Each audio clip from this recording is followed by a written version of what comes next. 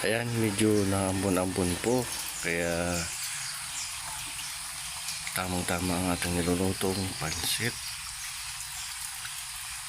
Maya-maya po ay atin ang mabalikan. Ayan, lagay na po natin ang patula. Patula lang po ang ating ilalahok.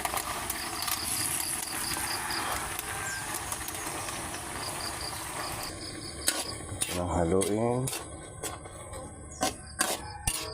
Dinamihan ko po ng sabaw dahil kahit sabaw lang po ay sarap na.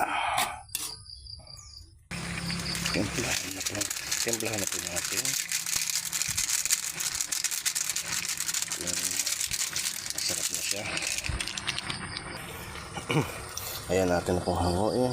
At baka maigahan pa, sayang po ang sabaw. Ayan na siya. Tara po, kain po tayo.